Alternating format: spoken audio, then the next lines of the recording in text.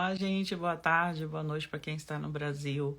Hoje eu terei uma live com o Tiago, representante do Banco Desjardins aqui no Canadá, e a Camila da Raibonju. Um grupo hoje vai se formar aqui para ajudar vocês a entenderem um pouco do processo SDS, aplicação do visto de estudo através do Student Direct Stream. Eu espero que as informações aqui sejam relevantes para ajudar vocês no Projeto Canadá, nesse plano de vir para cá. Eu estou vendo que a Raibonju já entrou, estou esperando a Camila pedir para entrar. Gente, vocês estão me ouvindo bem? A conexão tá boa? Se vocês quiserem, já podem começar a mandar as perguntas. A gente vai tentar responder tudo aqui. Se não der para responder todas as perguntas, não se preocupem, que vocês podem mandar para a gente, que tanto eu quanto a Najara, outra consultora de imigração, a nossa equipe vai estar respondendo para vocês. Mas então, hoje a gente vai falar do estudo de Direct Stream, que é uma forma de você aplicar um visto de estudo e tem um índice de aprovação altíssimo. Então, assim, é uma das formas de aplicar visto de estudo que eu recomendo para quem quer vir estudar aqui no Canadá, principalmente com todas essas mudanças que estão acontecendo, com tantas incertezas, né, que tem deixado as pessoas ansiosas, aumentar as oportunidades, as chances de imigrar para todo mundo, tem os requisitos de elegibilidade, mas entender como é que funciona o SDS pode ajudar no seu projeto Canadá. A Camila pediu para entrar aqui. Oi, Camila, tudo bem? Oiê, tudo? Como é que você tá? Já tem tempo que a gente não se vê pessoalmente, hein? Acho que Pois a é, última já vez faz foi um em tempão. Alberta, Foi lá em Calgary. que a gente turistou e trabalhou ao mesmo tempo. Foi ótimo. Bom, gente, Aquelas paisagens lindas, né, que a gente tirou muita foto. maravilhosas. Bom, gente, como eu estava falando, hoje a minha live vai ser com a Camila, que trabalha na Raibonju, é consultora educacional com mega experiência, trabalha já há muito tempo com isso, já ajudou muita gente a vir para o Canadá, e com o Tiago, do Banco Desjardins, que ele não entrou aqui ainda. Mas, Camila, vai falando um pouquinho quem é você, o que você faz, como é que você pode ajudar as pessoas a virem para o Canadá.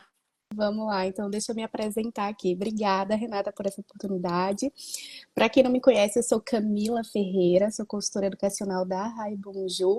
Já trabalho na Raibonju faz uns 6 anos, ou mais de 6 anos. Eu comecei em 2018, fui cliente da Raibonju em 2015, lá atrás, vim fazer o processo de college no Canadá, né? Então fiz pós-graduação, depois apliquei para o PGWP, residência permanente, e hoje eu já sou cidadã. E eu continuo trabalhando na Raibonju desde 2018, ajudando aí centenas de estudantes internacionais que desejam fazer um programa de intercâmbio, seja curto prazo, longo prazo, college, universidade, mestrado agora, né? Muita gente está atrás de mestrado depois de algumas mudanças de regras, né? Então a gente ajuda bastante aluno, não só no Brasil, né? Mas eu já ajudei de vários outros locais do mundo também. E a gente não trabalha somente com o Canadá, a gente está trabalhando com outros destinos também, né? Então, Alemanha também, Alemanha, sim, Austrália, né? sim. Alemanha, Austrália, Nova Zelândia, né? Então, além do Canadá, a gente trabalha com outros destinos na Oceania, na Europa. Tiago, seja bem-vindo. Para quem não conhece, gente, o Tiago trabalha representante aqui do Banco Desjardins. Boa Ele tem ajudado noite. muitos estudantes internacionais a abrirem conta, a aplicarem pelo GIC, que é um dos requisitos para o SDS. Tiago, fala um pouquinho aí de você. Boa noite, vocês me entendem bem? Sim. Eu estou te ouvindo bem. Perfeito. Boa noite, me chamo Thiago, sou conselheiro em estratégias de negócios pela Desjardins. Tenho 5 anos aí de experiência, aqui na instituição, trabalhei mais de 7 anos em instituições financeiras no Brasil. Tenho uma parceria com a Raibonju aí desde 2018, onde a gente tem a colaboração de explicar para aqueles estudantes que estão vindo para cá, para que eles tenham o planejamento, como que eles conseguem se organizar, qual a melhor forma de abrir uma conta a partir do exterior, principalmente para participar desse programa do SDS. Então vai ser um prazer aí compartilhar todas essas informações essa noite com vocês. Gente, antes da gente ir para o tema em si, eu queria até abrir um pouquinho o espaço para vocês falarem onde vocês estão hoje no Canadá. E como residentes aqui, com todas essas mudanças, qual é a palavra de encorajamento vocês deixariam para as pessoas que querem vir para cá e recebem tantas informações, às vezes muita informação negativa, muita gente dando muita opinião, e vocês que vivem aqui, onde vocês estão e o que você deixaria para essas pessoas que estão começando o Projeto Canadá agora? Então, eu morei em Toronto desde 2017, me mudei há pouco tempo. Tô morando aqui pertinho de Toronto ainda, uma hora e meia de distância, na região de Stony Creek, que fica dentro da região de Hamilton. Então, saí de Toronto e vim para uma região um pouquinho mais afastada, né, para um local maior. E em relação a encorajamento, né? O que é que eu diria para você que está no Brasil, que está se planejando e etc. Eu diria que é interessante que você estude o processo. Tem muita informação no site oficial do governo canadense. Todo mundo pode acessar. Então, estuda esse processo, acesse o site oficial, né? Eu sei que muita gente, né? Muitas pessoas no Instagram, YouTube, etc., cada um fala uma coisa, né? Então, o ideal seria seguir, por exemplo, a Renata da Gonorte, a Rai Bonjour, né? Que a gente fala tudo que está dentro do site oficial do governo do Canadá, né? Além disso, inglês, francês, né? Então, se você tem esse interesse de repente, estudar no Canadá, aplicar para processo de imigração e etc., a gente está vendo muito que o francês está sendo essencial, né? Uma chavezinha aí para que você consiga se qualificar mais rapidamente para o processo. E você, Thiago, onde você está? O que você tem para dizer para essas pessoas que estão querendo vir agora? Sim, eu moro em Montreal, moro na região da Rive-Sud de Montreal, em Quebec. Moro aqui já há aproximadamente quase 13 anos. Então, assim, o que eu digo como um conselho mesmo da parte mais financeira, tenha um bom planejamento. Então, com um bom planejamento, não faça nada com pressa, obtenham boas informações, sigam pessoas sérias, porque muitas pessoas que fazem streamings aí, que fazem lives, que são não tem às vezes as informações elas mudam muito recorrentes.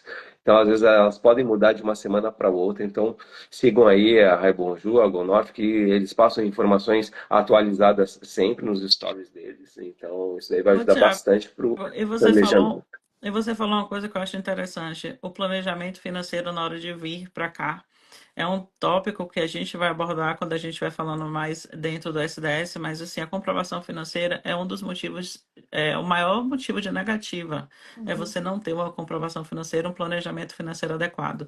Principalmente porque não tem, assim, a gente está vendo depois da pandemia toda a crise mundial de inflação. O Canadá está também passando por essa situação de Sim, inflação. Então, o governo sabe disso na hora que ele analisa as aplicações de visto. E um dos pontos que eles vão analisar, e com certeza vão analisar com cuidado, principalmente se você estiver vindo com a família, é a sua condição financeira. E é aí que entra o Thiago, com o conhecimento dele, com toda a expertise dele, para dar um norte para vocês do que vocês podem fazer, como abrir a conta aqui, trazer esse dinheiro para cá, fazer isso de uma forma segura para ajudar na comprovação financeira no momento da aplicação. Não é isso, Thiago? exatamente. A gente tem uma equipe hoje de brasileiros, então que pode servir as pessoas que estão assistindo essa live todas em português. Então, ter esse planejamento, ter essa estrutura, principalmente porque aqui a gente, quando vai fazer a conversão, na hora não é tão fácil, né? Então, tem que ter realmente uma boa organização financeira. Agora vamos para a parte do SDS, que o nosso tema da live hoje é esse, Student Direct Stream. Eu e a Camila, a gente trabalha, eu e a Rabonju, as meninas da Rabonju, mas a Camila também, a gente trabalha lado a lado na elaboração desse projeto do aluno que quer vir estudar no Canadá.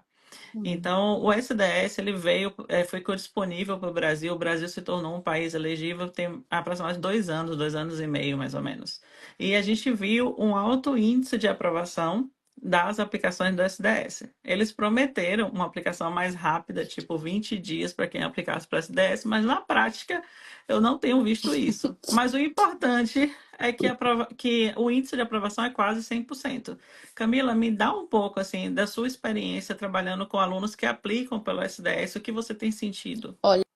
até agora eu não lembro de nenhum estudante que teve negativa de visto aplicando via SDS, sinceramente. Eu acho que o fato de você abrir uma conta aqui no Canadá, né, e depositar esse dinheiro acaba ajudando muito o processo.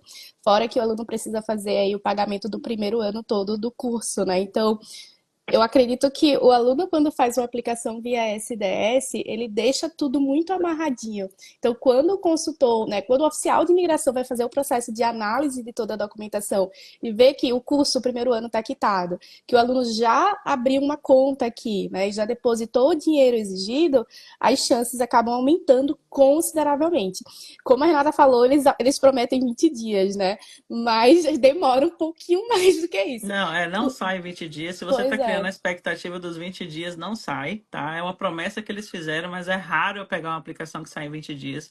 Mas o que eu queria chamar a atenção de vocês que estão se preparando para vir estudar no Canadá, seja ainda no intake de janeiro agora, seja no próximo ano, é muito importante você se colocar no lugar do oficial que vai estar avaliando a sua aplicação.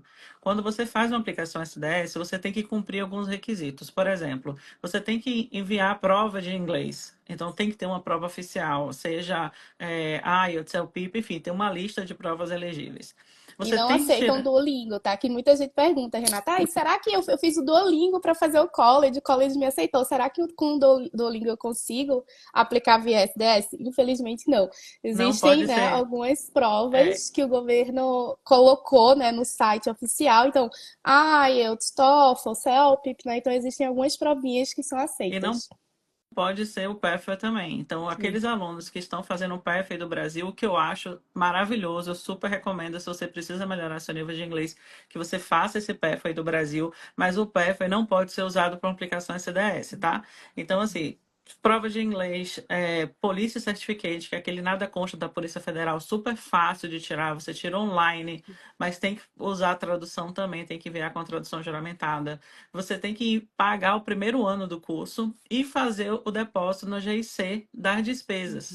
E aí é que pega um pouco a questão do aluno que está no Brasil. Renata, mas eu não sei como é que eu faço esse pagamento no GIC, como é que faz e tal, a documentação, enfim, o dinheiro fica lá preso e eu não vou ter acesso a esse dinheiro. Tiago, quando chega nessa hora, entra Tiago e a equipe dele. O que é que vocês orientam para esse aluno que precisa fazer a conta do GIC e depositar o dinheiro? Bom, nesse caso, o aluno ele precisa abrir uma conta à distância, que isso é possível, diretamente do Brasil. Com essa conta aberta, ele vai ter acesso ao conselheiro financeiro dele. Ele tem que fazer um depósito. Esse depósito vai diretamente no certificado de depósito direto, que é como se fosse aproximadamente um CDB no Brasil. Então, se a gente fizer uma comparação com os investimentos aqui com os investimentos no Brasil, é como se fosse um CDB. Então, esse valor ele fica bloqueado, ele não tem acesso enquanto ele estiver ainda no Brasil. A partir do momento que ele chega aqui no Canadá, ele vai ter acesso a esse valor. Então, ele vai desbloquear a conta dele e vai desbloquear uma parte desse montante.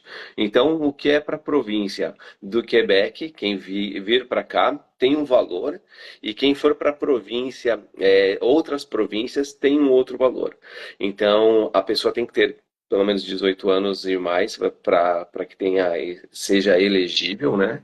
Então, se a gente falar de valores, para Quebec já foi US$ 10.000 por conta das inflações, né? Que isso vem afetando bastante aí todos os países, não só o Canadá, não só o Brasil.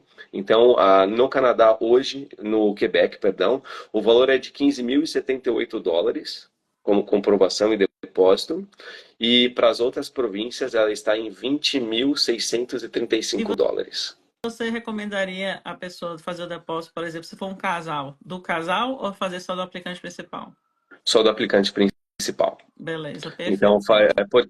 porque como o SDS é somente para o aplicante, então existem outros programas, né? Então, quando a gente fala do programa do SDS, então o foco é somente no estudante.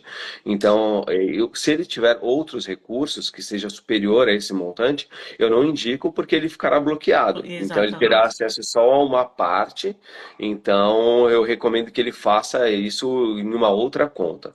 Então, eu recomendo que a abertura da conta seja feita por esse programa somente em nome do estudante. E Uhum. outra Nada de coisa, conta Thiago, conjunto. Se a pessoa quiser trazer dinheiro do Brasil, por exemplo, ela está no processo de residência permanente e quer ter um dinheiro já no Canadá para fazer essa comprovação, ou ela quer trazer dinheiro no momento que o visto está aprovado, ela quer transferir esse dinheiro, o Desjardins também ajuda com isso?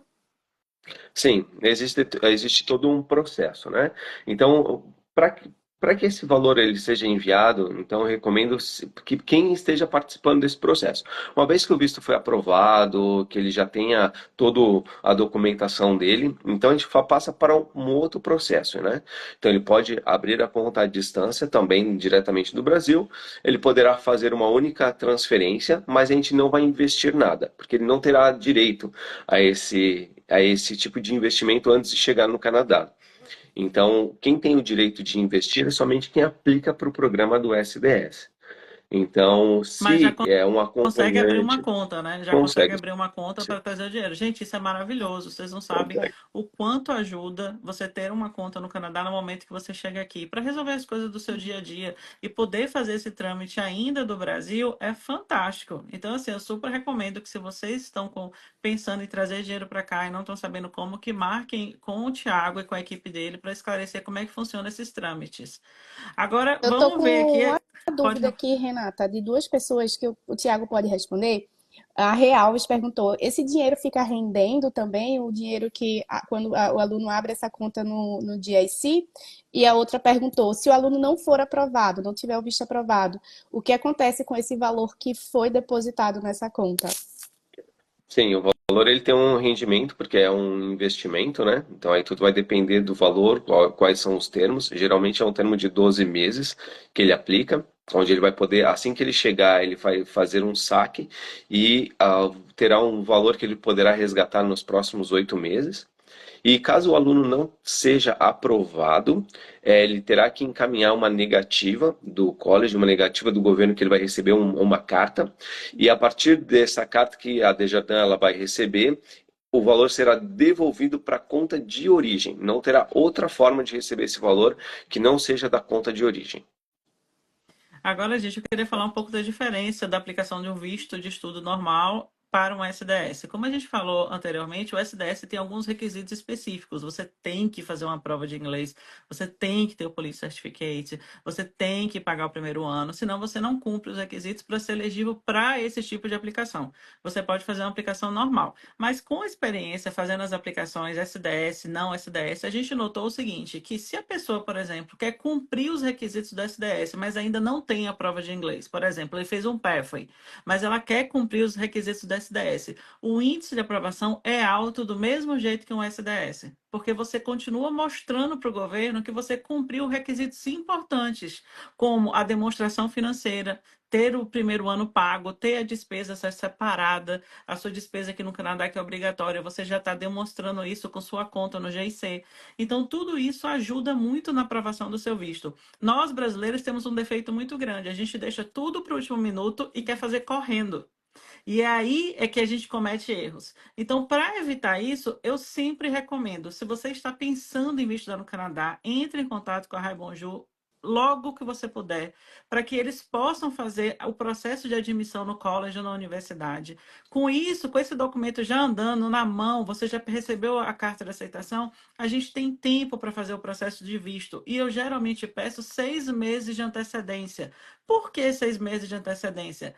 Porque quando a gente dá um checklist para a pessoa e você está naquela correria, não quero fazer, você tem sua vida, está trabalhando, estudando inglês e tal, comece a enviar os documentos de qualquer jeito e leva tempo para organizar tudo, para você pegar, por exemplo, documentos importantes que fazem toda a diferença no processo. Dar um exemplo para vocês: imposto de renda, às vezes cartas de referência, às vezes tem que traduzir um imóvel que você vendeu, aquele documento de compra e venda para mostrar a origem dos fundos. Então, são dicas importantes que você precisa de tempo para providenciar. Você não vai conseguir providenciar todos os documentos em poucos dias. Então, quão rápido você fizer esse contato com a Rebonjour, fizer sua matrícula e começar o processo de visto, melhor vai ser. Você vai evitar muita dor de cabeça e você vai ter tempo para caminhar junto comigo, lado a lado, tirando suas dúvidas, esclarecendo os pontos que estão te deixando inseguro, preparando o seu projeto de uma forma segura e completa. Isso faz toda a diferença, não é, Sim, Camila? Não, com certeza. E com a Raibonju, o ideal seria iniciar o planejamento, começar a conversar com a gente com pelo menos um ano de antecedência do início das suas aulas. Então, a gente está em setembro de 2024. Se você tem interesse em iniciar um mestrado ou uma pós-graduação, um college no Canadá, em setembro de 2025, a hora para a gente conversar é agora. Para a gente avaliar se você já atende os requisitos mínimos para a gente fazer o processo de matrícula. As matrículas já estão abertas para setembro de 2025, para a gente correr com sua carta de aceitação, que é aquela LOA, né, que todo mundo conhece. Então, a carta de aceitação é a instituição que vai emitir. A instituição pode levar aí cerca de 30 dias para fazer essa emissão após a sua aplicação. Então, tem um prazo para a gente aguardar. Fora isso, agora a gente tem também a Provincial Attestation Letter, que é outro documento também que é obrigatório, tanto na aplicação do visto de estudo regular como no SDS. Então, depois que você tem a carta de aceitação, você tem que esperar a POL, né, que é a Provincial Attestation Letter, sair. E se você for aplicar via SDS, vai ter que também pagar o primeiro ano do seu curso e esperar a emissão do recibo oficial pela instituição. Então, tudo isso leva tempo. Se a gente inicia um processo agora em outubro, muito provavelmente lá para dezembro ou janeiro você vai ter toda essa documentação em mãos para que você consiga conversar com a Renata e iniciar o processo da sua aplicação do visto. Por isso que é muito importante a gente conversar o quanto antes. Verdade. E outra coisa, Camila, que eu acho importante a gente mencionar aqui, é o governo, né, o ministro da Imigração, semana passada fez aquele anúncio com atualizações e ele vai passar a exigir a Provincial Attestation Letter para estudantes de mestrado e doutorado, o que antes não era exigido. E aí muita gente se assustou, ficou em pânico, nossa, o Canadá está criando mais barreiras e tal. Só que eu vou dar minha opinião, assim, desde que eles fizeram as mudanças em janeiro, quando começou a exigir também a Provincial Attestation Letter para os colleges. Eu tenho sentido que o índice de aprovação das aplicações para brasileiros tem sido altíssimo, depois que eles colocaram os novos valores e a necessidade da Provincial Attestation Letter. Eu não tenho recebido, gente, assim, problema na aplicação de visto tem sido raríssimo, o índice de aprovação tem sido muito alta e eu não tenho visto a dificuldade dos alunos em conseguir a Provincial Attestation Letter. Eu estou errada, Camila? Ou você tem sentido Não, a mesma coisa? certíssima, certíssima. Brasileiro não vai ser impactado com essas mudanças, basicamente, gente, porque Provincial Attestation Letter, cada instituição tem uma quota mínima, não é uma quota máxima, no caso, né? Então, tem instituição que vai receber, não, eu só posso emitir 500 Provincial Attestation Letter. Eles vão deixar para brasileiros, né? Para o pessoal do Latam em geral. Então, você que é brasileiro, que está assistindo nossa live, fica tranquilo que sua POL vai ser emitida. Até o presente momento, todas as nossas aplicações, desde janeiro, que precisaram de POL, todos os nossos alunos receberam POL. E essa Provincial Attestation Letter sai rápido. Normalmente, no máximo 2 semanas, esse documento é emitido. Ou Então, seja, fica tranquilo em relação a isso, ou não tem seja, problema. as pessoas que estavam preocupadas com o anúncio referente à Provincial Attestation Letter não precisam se preocupar, porque é algo que as universidades e escolas já estão aprendendo a fazer rápido. Então, a gente tem recebido esses documentos sem nenhuma dor de cabeça. Não é isso, Camila? Muito tranquilo. A gente no início ficou também preocupado, porque a gente não sabia como ia ser todo o processo. Mas depois que a gente começou a aplicar e a gente viu que estava saindo muito rápido, a gente está bem tranquilo em relação a isso. Isso não é um motivo de preocupação agora. E, Tiago, você, quando a pessoa entra em contato com você, já tem o dinheiro disponível para fazer essa remessa e abrir a conta do GIC, quanto tempo demora esse processo para ele receber o documento provando que ele tem uma conta GIC aberta com o dinheiro disponível para aplicação do visto? Esse processo ele é rápido. Então, uma vez que ele fez a aplicação, entre 48 horas ele vai ser contactado por alguém daqui para que ele finalize o processo da abertura da conta. A conta ela é aberta no mesmo dia que ele fez o contato, ele já poderá fazer a transferência nesse mesmo dia e tem mais 48 horas para que esse valor seja aplicado e ele receba o certificado, né? As informações. Não posso dizer o processo de uma semana. Dependendo se Uma ele tiver coisa, não, uma 5 coisa, dias úteis. Tiago, que muitos clientes eles entram em contato comigo e a gente sabe que estudar no Canadá é um investimento. Você está investindo na sua carreira, na sua educação, na sua residência permanente que vem no futuro. Você está investindo na possibilidade de seus filhos terem educação de qualidade gratuitamente aqui, mas é um investimento.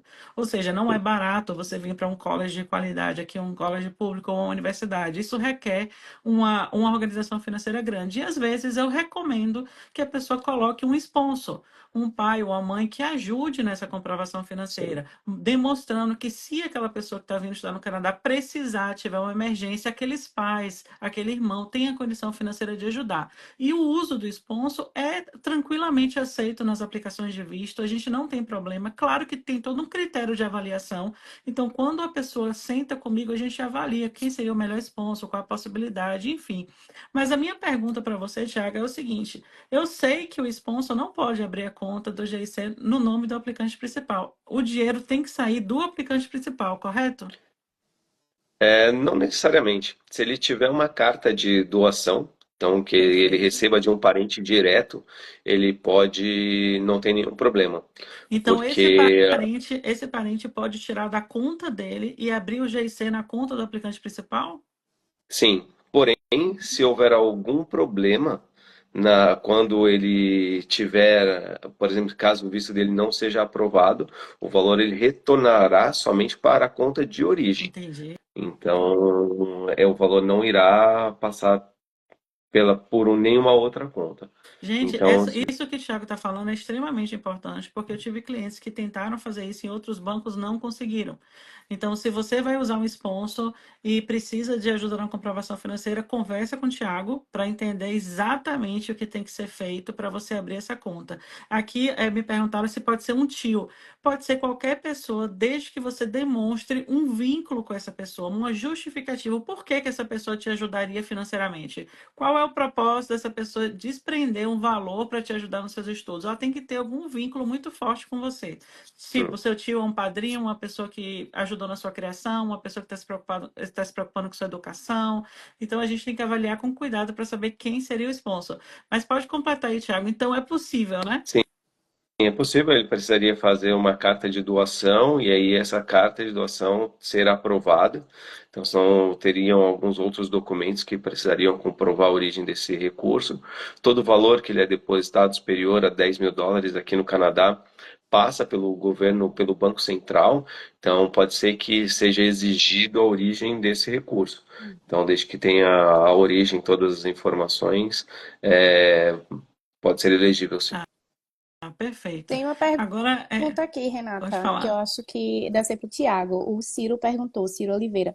Poderia dar mais informações de quais são os valores que o governo permite sacar depois que a pessoa abre essa conta? Acredito, chega no Canadá, tem visto aprovado, chega no Canadá.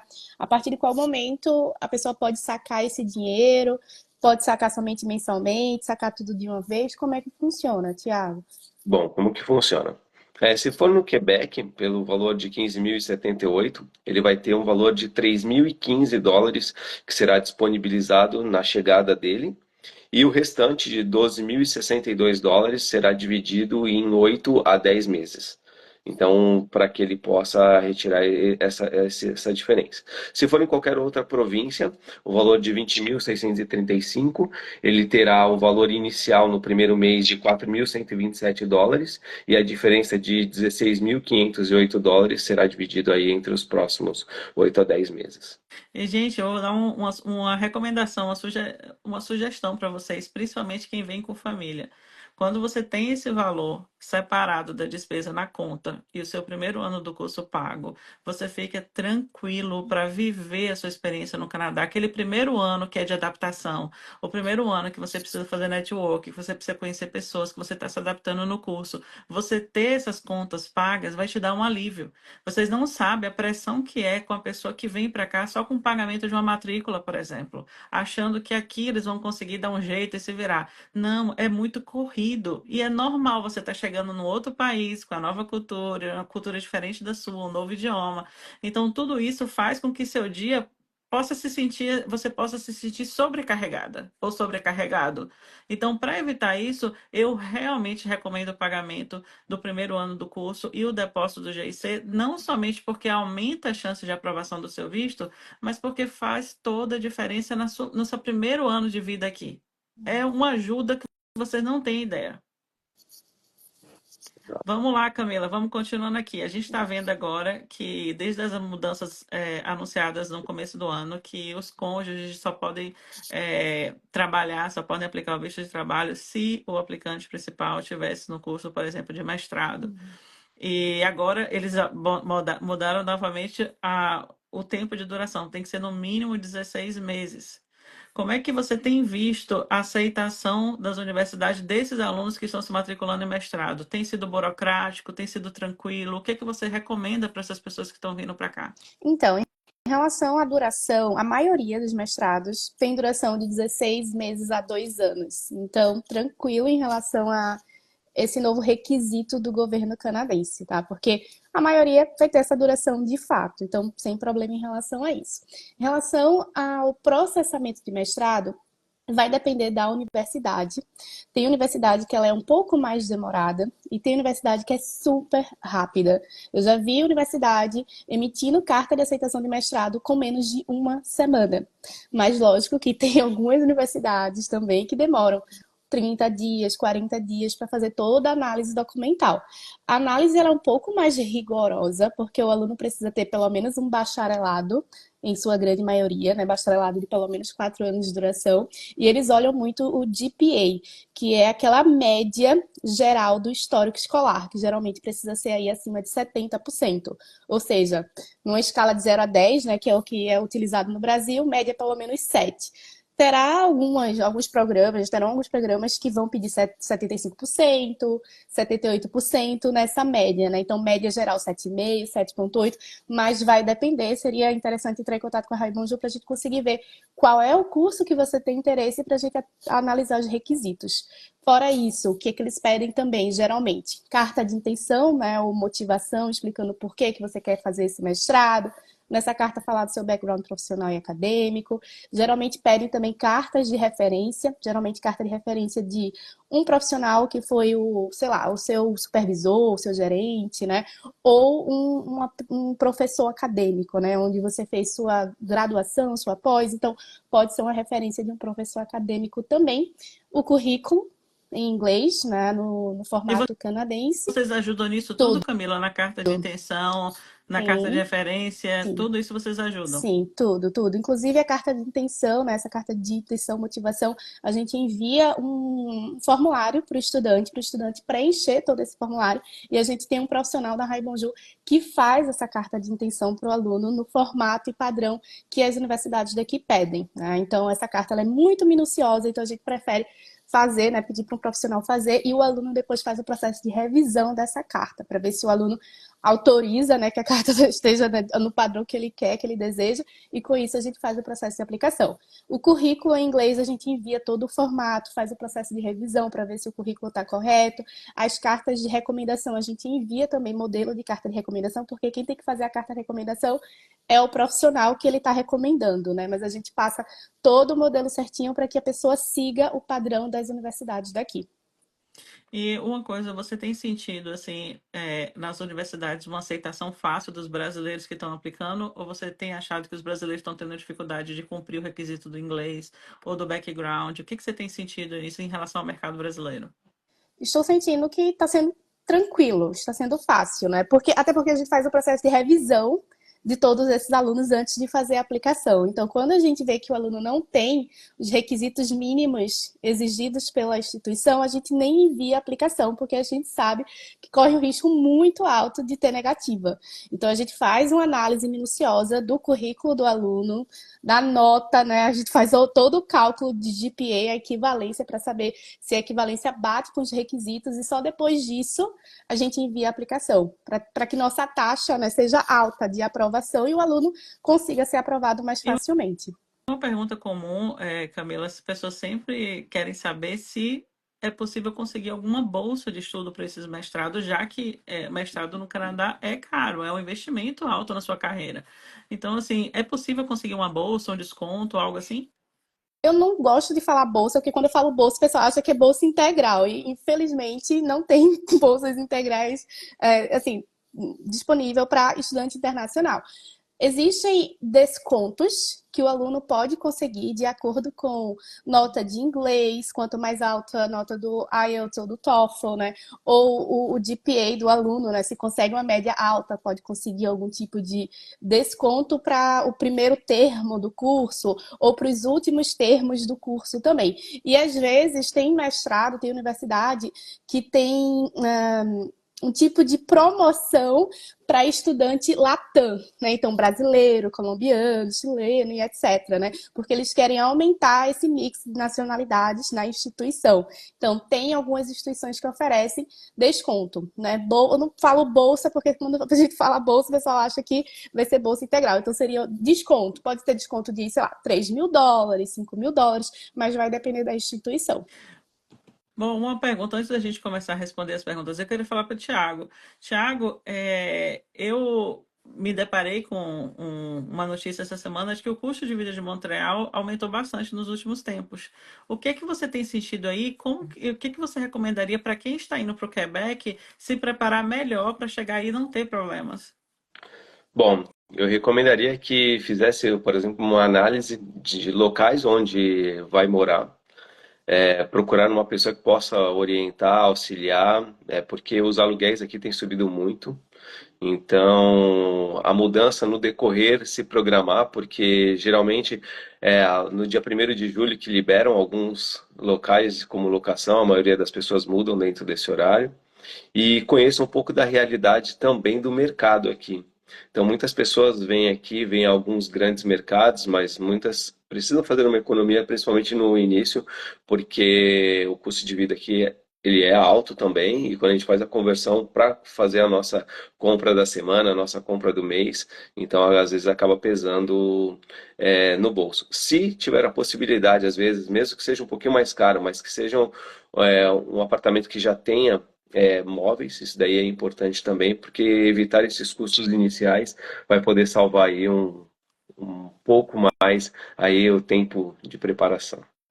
Excelente. E você, Camila, o custo de vida também em Toronto não é dos mais baratos, assim como em Vancouver também não é barato aqui. Mas a gente recebe, eu acredito que a melhor vantagem, a maior vantagem de você morar no Canadá e nessas cidades, como, por exemplo, Montreal, como a Grande Toronto, como Vancouver, é acesso a bons empregos, bons salários, oportunidade de crescimento profissional enorme.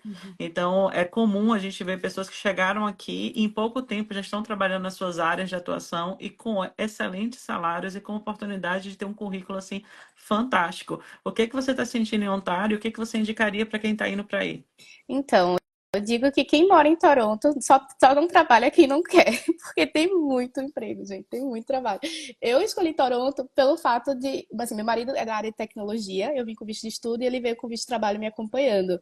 E na primeira entrevista que ele fez, já nas primeiras semanas, eu não sei se foi na segunda semana ou foi na terceira semana de Canadá, foi entrevista já na área dele de tecnologia e ele conseguindo já o emprego dentro da área porque escolhemos Toronto, né? E Toronto tem muitas empresas, muitas sedes de empresas super multinacionais, então fica muito mais fácil para você conseguir entrar no mercado de trabalho de forma mais rápida. Tem um custo de vida mais alto, sim, mas você vai começar a ganhar em dólar mais rápido também. Porque também não adianta você ir, sei lá, para um lugar muito remoto, muito afastado, e ficar os primeiros meses sem trabalhar e gastando dinheiro que você juntou, tão suado no Brasil, né? Então, no caso da gente, a gente nem precisou usar o dinheiro que a gente guardou do Brasil, porque a gente chegou aqui, primeiro mês ele já começou a trabalhar, né, o salário dele dava para pagar todos os custos da gente, inclusive eu nem precisei trabalhar no início, o part-time, né, de estudante, porque não foi necessário. Então ajuda Ótimo, bastante. ótimo, ótimo. Toronto é uma boa cidade para quem quer estudar Project Management. Sim, sim. Se você procurar no LinkedIn ou no Indeed vagas de emprego dentro da área de Project Management em Toronto, você vai ver dezenas ou centenas de vagas disponíveis Bom, hoje. gente, vamos aqui para as perguntas, um bate e volta rapidinho. Já viu alguém no Canadá estudar francês com visto SX1? Para quem não sabe, o SX1 é um visto de visitante com o benefício de você fazer um curso de idioma de curta duração. Posso ir de turista com esse visto agora? Eu não vejo nenhum problema de você vir para o Canadá com esse visto, com o objetivo de turismo, já que é um visto de turismo, só que ele tem esse diferencial do benefício de você poder estudar um idioma em curta duração. Porém, se você não vem fazer esse curso, você só quer vir como turista, eu recomendo também que você tire sua autorização eletrônica, porque eu não confio nos oficiais da borda. Você pode pegar um oficial mais cri-cri, enfim, aí você pelo menos já está com seu ETA lá na mão, garantido, para evitar qualquer dor de cabeça. Ainda Renata, eu sinto que os oficiais de imigração da fronteira não conhecem as regras. A gente às vezes tem que ensinar para eles, porque eles não então, conhecem as assim, regras. eu realmente eu não confio em oficial de fronteira, tá? Tem muitos legais, muitos que vão acertar, vão fazer certinho, mas um que não acerte pode te dar dor de cabeça. Então, assim, na dúvida, leva seu ETA na mão para evitar qualquer estresse. Sim. Ainda é possível estudar e trabalhar no Canadá? Claro, gente, que é possível. Assim, as pessoas recebem as atualizações e criam uma situação de estresse que todo mundo fica meio anestesiado sem entender o que está acontecendo. Mas na verdade, é possível sim, tem muitas possibilidades de você vir fazer cursos aqui, inclusive o cônjuge de pessoas que vêm para a college, a Rebonju tem ajudado muito a que o cônjuge entre num co-op, por exemplo, que é muito mais barato e já chegue aqui podendo trabalhar. Ah, era o que a gente queria do começo? Não, a gente queria a regra anterior, mas mudou e a gente se adapta com essas mudanças. Então, vocês têm feito muito isso, né, Camila? Pessoa que vai estar no college, que não tem nível para entrar no mestrado, o cônjuge que quer acompanhar trabalhando, pode fazer um co-op, não é isso? Exato. Muitos estudantes nossos vieram nesse formato. Um estudante veio fazer o college normal, o público, que é elegível ao PGWP, e o outro veio acompanhando com visto de estudo e trabalho para fazer o co-op. Ambos puderam, né, estão trabalhando nesse momento, né, 20 horas por semana enquanto estuda, né, o part-time. No período do co-op pode trabalhar full-time, no período do PGWP pode trabalhar full-time também. Então, Não, nada gente, mudou em relação a isso. pois é, as oportunidades estão aí. Eu acho que com todas essas atualizações, muita gente vai desistir. Então, você que persistir tem tudo para dar certo. É só você fazer o seu planejamento bem feito, conversar com profissionais que estão no mercado, entendem e que lidam com todas essas situações com seriedade, entendendo exatamente o quanto que você está investindo para vir para cá e vai cuidar da sua aplicação, do seu processo com o maior amor. Então, fazendo isso, a chance de dar certo é muito grande. Vamos lá. Existe mestrado em terapia ocupacional? Sim, tem alguns mestrados na área de terapia ocupacional. Aqui no Canadá, a gente tem um aqui em Ontário, acho que em London, a cidade de London. Entre em contato com a Rebonju que a gente pode te oferecer mais opções, né, fora do Canadá, caso você queira também, que a gente tem esse tipo de mestrado nos Estados Unidos, na Austrália, em UK, né? Existem alguns requisitos mínimos para que você seja elegível, e geralmente mestrado na área de saúde exige uma nota de inglês um pouco mais alta, tá? Então, se a gente pensar em um IELTS, eu diria que um IELTS entre 7 e 7,5. E é justificado, eu acho, né? Você vai trabalhar com saúde, você tem que ter um nível de inglês avançado, porque você pode estar em situações de uma emergência hospitalar, uma clínica, então, assim, você não pode cometer erros por causa de idioma. Então, eu acho que é justificado eles exigirem o inglês mais avançado. Eu passei na prova do CELPIP para o PR. Até quando eu tenho que aplicar? Você pode aplicar, vamos lá. Eu não sei se ficou clara essa pergunta, mas vamos dizer que você tem a nota de inglês, mas você ainda não é elegível. Então, você não pode aplicar. Se você já é elegível, você aplique. A sua prova de inglês vale 2 anos. Então, você tem 2 anos para aplicar. Mas se você já é elegível, faça o seu perfil, porque fazer o perfil é gratuito, você não paga nada. Então, pelo menos o seu perfil vai ficar ativo. Vai que você recebe o convite de uma província, vai que a pontuação cai, a gente não sabe. Ah, Renata, qual é a chance da pontuação cair? Quase zero. A gente tem visto subir. Mas milagres acontecem, e quando acontecer um milagre desse, você tem que estar preparado. Imagina só, você está com a prova, é elegível e não aplicou, e de repente a nota cai, todo mundo que você conhece é chamado e você fica de fora. Já Ai, pensou? Renata, e você falando isso aconteceu com uma amiga minha, sabia? Foi.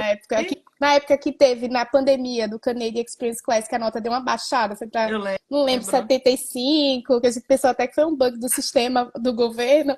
E ela tinha tudo, tudo, tudo, tudo, mas não tinha criado perfil, não recebeu o convite.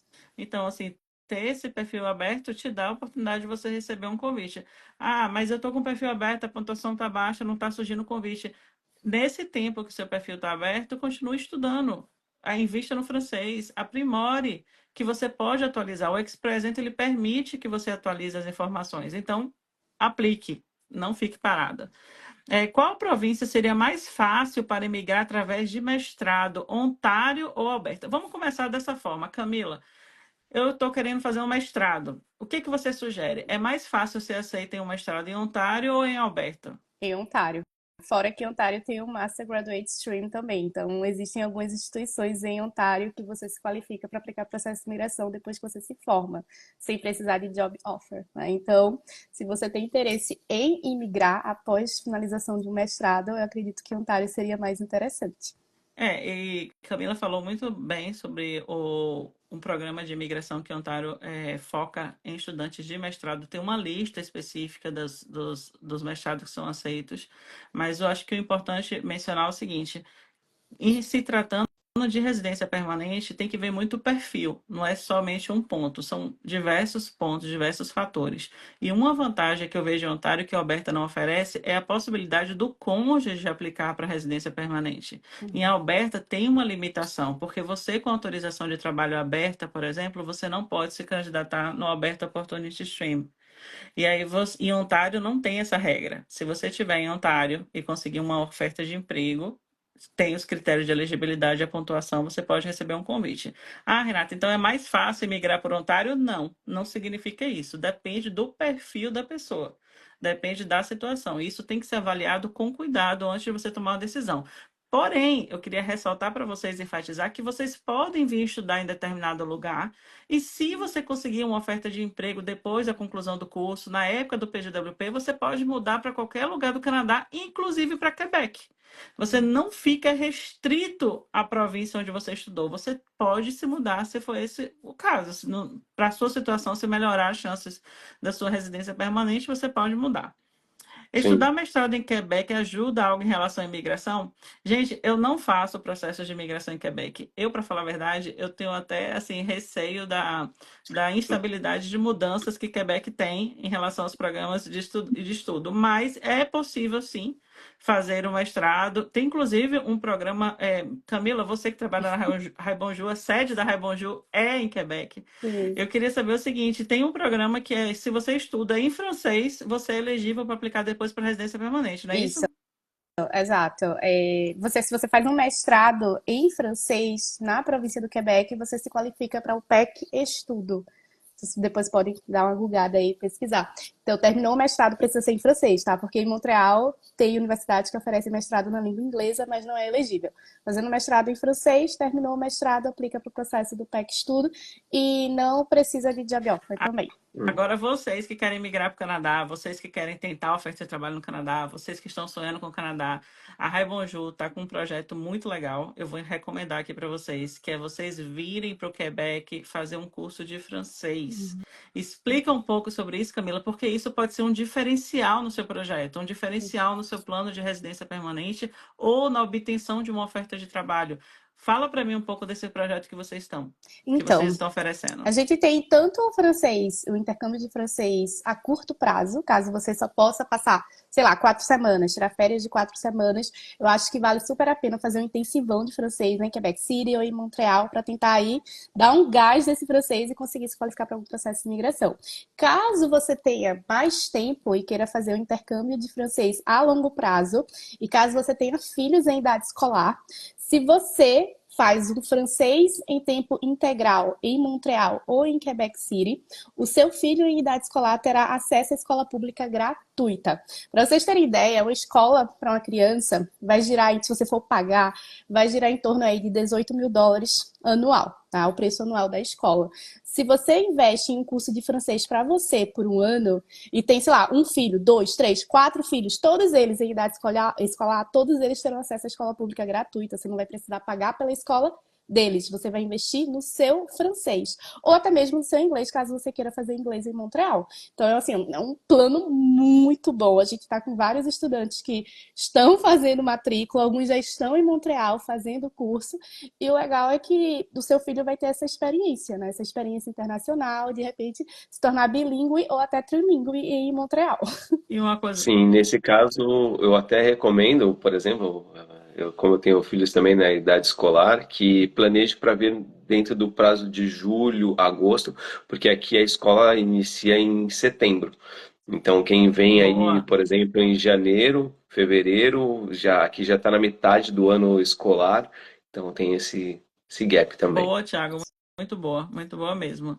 E eu queria ressaltar para vocês que estão pensando em fazer isso. Ah, quero fazer francês para imigrar. Gente, o francês não somente tem um benefício do Express Entry, dessas rodadas, convidando pessoas que tenham o francês nível 7 com pontuação mais baixa, então tem sido uma porta de entrada, mas o francês também ajuda na obtenção de uma oferta de trabalho sem a necessidade de um LMIA, que é pelo programa Frente Mobility Program.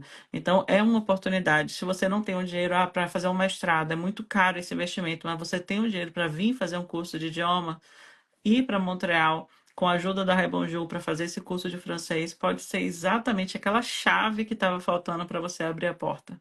Então é algo realmente assim que vale a pena. Eu não falo como consultora de imigração nesse momento, mas eu me coloco no lugar de quem quer imigrar.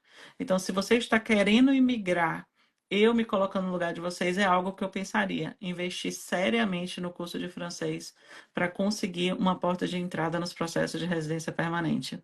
E para encerrar aqui, como validar o diploma de Direito na Universidade de Toronto para fins de imigração? Eu acho que a pergunta não é validar, você deve estar se referindo ao Education Credential Assessment, que é basicamente instituições credenciadas do governo canadense, isso entra na Universidade de Toronto, ela analisa sua documentação educacional, diploma e transcript e emite um certificado dizendo que se aquele diploma tem o nível de um professional degree, que seria o nível de mestrado para questões de express entry. Mas a validação para você se tornar um advogado aqui, exercer o direito aqui, é um outro processo. Eu não sei nem se vocês fazem esse processo na Raibonjour. Fazem, Camila? Não, Não, né? É um não, outro não. processo, ele é mais Tá. burocrático, mas se vocês quiserem mais informações, o melhor lugar para vocês conseguirem essas informações são nas universidades da província que você quer morar. Então, se for Ontário, você vai na Universidade lá de Toronto, se for em Alberta, você vai na Universidade de Calgary, por aí vai. Eles têm lá todas as informações de como fazer o processo de validação. Agora, existe sim um caminho mais fácil. Se você faz um mestrado em Direito, aí você tem um caminho mais fácil para essa validação no futuro. Você tem recebido, Camila, estudantes que vêm para cá fazer mestrado em Direito? Não, a gente não tem recebido mestrados em direito aqui. A gente tem alguns programas, não só no Canadá, mas também em outros países, oferecendo esse tipo de programa. Se eu não me engano, a gente tem lá em UK. O programa de mestrado em direito é um programa muito interessante. Se você tiver interesse, entre em contato com a Raiboju que a gente pode te passar maiores informações. Mas eu sei que se a pessoa faz um mestrado em direito aqui, né, o LLM, né, eles se qualificam, né? Então conseguem aí um step a mais para se qualificar, para fazer o processo de revalidação de diploma, que é o processo de revalida, né? Para conseguir, como se fosse a OAB do Canadá, né? Para conseguir advogar. Isso aí. Agora, para encerrar, eu queria primeiro perguntar para o Tiago. Tiago, seja sincero, para todas as pessoas que estão nos ouvindo, essa live vai ficar gravada. O Canadá ainda vale a pena? Vale muito a pena. Tem muitas oportunidades. Uma delas, a Camila mencionou, é a oportunidade de ingressar no mercado de trabalho. Então, precisa de muita mão de obra aqui ainda. É um país que está em expansão. Tem muitas pessoas que vêm e retornam por N motivos, e isso abre muitas oportunidades. Então, moro aqui no Canadá já há 12 anos, não me arrependo nem um minuto da minha vida de ter vindo para cá, escolhido esse processo, e ainda vale muito a pena. Camila, o Canadá vale a pena? Eu acho que agora mais do que nunca, porque o Canadá está fazendo uma certa peneira, né? E as pessoas que estão chegando, elas vão entrar muito mais rápido no mercado de trabalho. Essa nova regra, por exemplo, né, de linkar o programa do college com a área em shortage no Canadá, com a área em demanda. Isso vai ser muito bom para você, né, que vem fazer um curso. Ao se formar, você vai entrar no mercado de trabalho de forma muito mais rápida e também vai ser alinhada com os processos de imigração. Que eu acredito que, assim, a gente não sabe ainda a lista desses programas, né? Mas eu acredito que estará linkado e alinhado com as chamadas do Express Entry, né? Nas áreas que estão em demanda. Então, eu acredito que você vai conseguir entrar no mercado de trabalho de forma muito mais rápida, a concorrência vai diminuir, brasileiros não serão impactados. Então, assim, eu acredito que a hora para vir para o Canadá é agora, sinceramente, com todas essas mudanças. Sem falar que brasileiro é muito bem visto dentro do mercado de trabalho aqui. Então, em todas as áreas, eu posso dizer. Eu tenho tido essa experiência também com meus amigos que vieram trabalhando aqui. Eles entram nas empresas, são extremamente elogiados e as empresas passam a querer contratar mais brasileiros por causa deles. Nós somos um povo que realmente a gente trabalha duro, né? A gente dá o Uhum. melhor no que a gente faz. Então nós acabamos nos diferenciando quando a gente assume posições aqui no Canadá. E isso tem aberto porta para outros brasileiros. Eu espero que continue assim. Eu espero que vocês que querem abraçar o Canadá como casa, assim como nós três abraçamos, que vocês deem o melhor, de fato, não somente para ficar aqui como residente permanente, mas para mostrar para essa nação que nós, quando imigramos, de fato, nós transformamos o país na nossa casa. E a gente cuida daqui com muito amor. Então, o trabalho que o Thiago faz na Desjardins, a Camila na Rebonjour, eu faço na Go Norte, não é porque a gente está simplesmente ocupando uma posição, oferecendo um serviço. A gente acredita no que a gente está falando porque a gente vive isso aqui. A partir do momento que eu não acreditar no Canadá mais como país, vocês podem ter certeza que eu não vou estar aqui falando com vocês. Mas eu acredito no que eu vivo, no que eu vejo o reflexo da minha família, da educação da minha filha, no trabalho do meu marido, dos meus amigos, o quanto que essa nação é abençoada, o quanto que essa nação tem espaço para crescer e pode possibilitar para você uma vida com segurança, com qualidade para os seus filhos e fazer todo o diferencial na sua história. Não é fácil, eu sei que é difícil, mas o que é nessa vida que é fácil? O que que é fácil? Nada é fácil. Com certeza não foi fácil para o Thiago chegar aqui, não foi fácil para a Camila, e com certeza não foi fácil para mim, porque a minha parte eu posso te garantir que não foi nem um pouco fácil. Mas a gente fez isso aqui a nossa casa e a gente está aqui com o coração aberto, oferecendo para vocês um caminho seguro para vocês chegarem aqui.